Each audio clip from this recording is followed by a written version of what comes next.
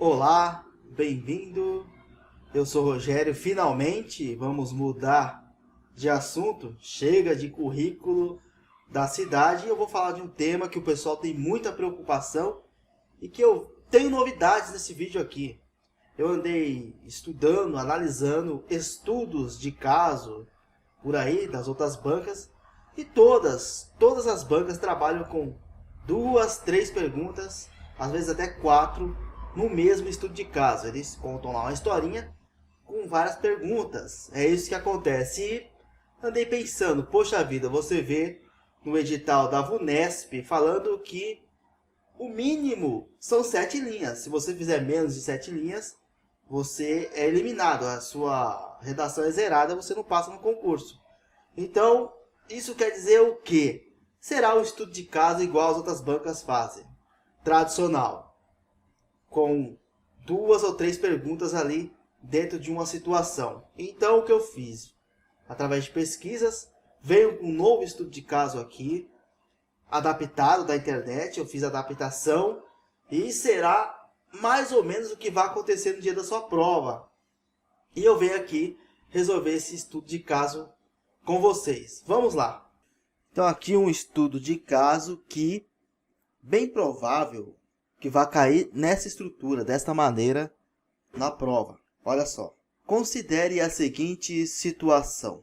Pedro é auxiliar técnico de educação da Prefeitura de São Paulo e atua numa escola do município onde exerce as atribuições de inspeção escolar. No primeiro semestre de 2019, o funcionário passou por algumas situações corriqueiras ao cargo. Manifeste-se sobre o estudo de caso exposto. E agora vem aqui o estudo de caso. A. No horário da saída, o responsável não compareceu para receber e levar o aluno para casa. Este estudante é menor. Diante desta situação, o diretor escolar solicitou a Pedro que levasse o estudante até a sua residência. Pedro recusou a solicitação. E aí, 1. Foi legítima a recusa de Pedro? 2. O diretor tem razão em solicitar que Pedro levasse o aluno para casa? B. 2 estudantes da unidade de ensino brigaram durante o intervalo, o que acarretou no ferimento de um deles. O fato chegou ao conhecimento de Pedro, que prontamente resolveu o conflito, mas decidiu encerrar a história ali mesmo. Pedro não levou o caso ao conhecimento de terceiros. 1. Pedro agiu corretamente. 2. Caso tenha agido incorretamente, qual procedimento adequado? A partir dessa situação, redija um texto respondendo ao que foi pedido nos pontos A e B, itens 1 e 2. Construa um texto respondendo na mesma ordem apresentada, buscando responder às indagações solicitadas. No caso aqui, vale lembrar o quê? Que uma dissertação, mesmo respondendo o estudo de caso, vamos procurar escrever na terceira pessoa e, obviamente, utilizando da norma culta padrão da língua, do idioma de língua portuguesa. Você dá uma pausa agora no vídeo e tenta responder. Eu vou responder aqui e apresentar a minha resposta. Não quer dizer que seja mais correta, mas o que eu faria na prova caso caísse uma situação assim. Vamos lá então a minha resposta. Aqui embaixo, né, depois do comando, veio aqui a minha resposta. Olha só o que eu escrevi a partir daqui, tá? O auxiliar técnico de educação deve conhecer suas atribuições, tanto no serviço da secretaria escolar como no serviço de inspeção escolar. Aqui eu fiz uma pequena introdução. Pequena, bem sucinta, porque temos aqui 2 perguntas. Por que eu fiz essa introdução? Pois no contexto aí da história, você vê que Pedro ele tem uma certa deficiência com relação ao que é a atribuição do cargo ou não. Pois ele deixou algumas falhas aí, que eu vou explicando aqui. Olha só, aí eu continuo.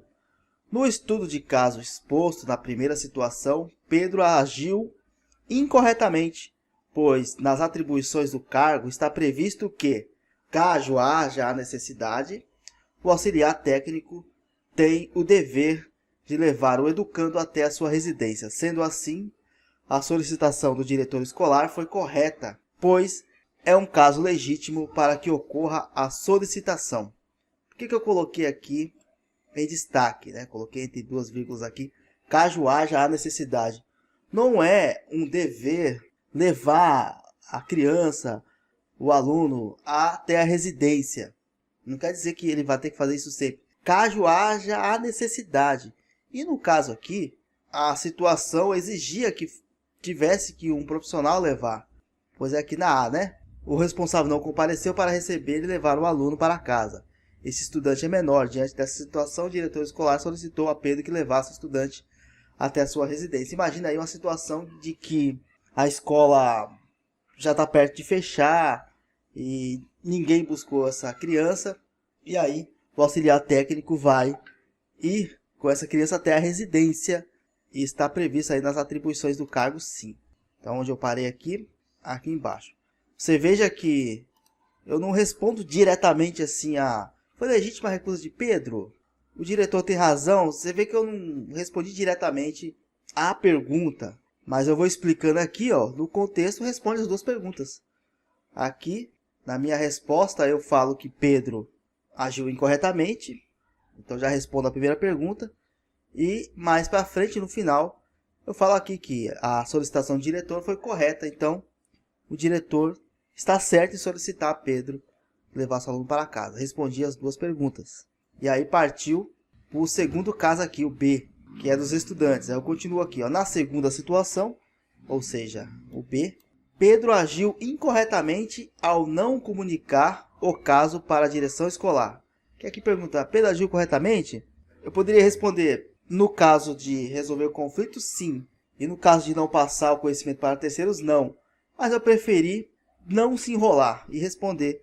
Na segunda situação, Pedro agiu incorretamente ao não comunicar o caso para a direção escolar, deixando subentendido que a outra situação está certa. Aí concluo. Nas atribuições do auxiliar técnico de educação, está previsto e bem claro que toda ocorrência grave e acidentes envolvendo os alunos deve ser comunicada à direção da escola. Ou seja, através das atribuições do cargo, responde aqui a segunda pergunta. Caso tenha agido incorretamente, qual o procedimento adequado? Este é o procedimento adequado, que toda ocorrência grave e acidentes envolvendo os alunos deve ser comunicada à direção da escola. E é isso, pessoal. Estudo de casa é isso aí. Nada mais que isso. Você deve estar pensando, poxa, mas deu quantas linhas aí? O mínimo é de 7. Aqui deu 1, 2, 3, 4, 5, 6, 7, 8. Só que não tem 8 aqui, tá? Eu fiz o teste no caderno. Cada linha dessa aqui, que no computador é diferente. A orientação da página aqui está em paisagem, não está em retrato. Na redação será em retrato, então está em paisagem, como se a folha estivesse deitada. E cada linha dessa aqui equivale, pelo tamanho da minha letra, uma linha e meia, 1,5, tá? Uma linha e meia. Vamos ver na calculadora aqui. 1,5 vezes 8 do computador aqui. 12 linhas, mais do que suficiente, perfeito. O mínimo é 7. Não tem como zerar com essa redação aqui. Então é isto. Veja aí que não há a necessidade de você ficar citando alguma lei. Olha, lei tal, segundo inciso tal, o funcionário tem que fazer isso. Não, basta você responder de acordo com a lei, principalmente sobre a atribuição do cargo, pois no edital da VUNESP está bem claro que o estudo de caso será pautado nas atribuições do cargo, estritamente nas atribuições do cargo. Qual o conselho que eu dou a você? Decora as atribuições do cargo da TE, tanto para a inspeção escolar, como para a secretaria escolar. Claro que eu, particularmente, e muitas pessoas já estão analisando, acreditam que o estudo de caso que vai cair na prova será um parecido com esse que acabamos de ver, inspeção escolar. Mas é importante você saber toda a atribuição, tanto da secretaria como da inspeção. Foco maior na inspeção escolar, que provavelmente será o seu estudo de caso. É possível que você tenha anotado talvez aí algum erro de português, alguma vírgula mal encaixada, alguma pontuação incorreta, mas o foco não é esse. O foco não é esse. Este vídeo é para mostrar a estrutura, o que você tem que fazer. Pequena introdução e já responder o que está sendo perguntado. Estudo de caso é isso, não tem introdução, desenvolvimento 1, desenvolvimento 2, conclusão, não tem defesa de tese.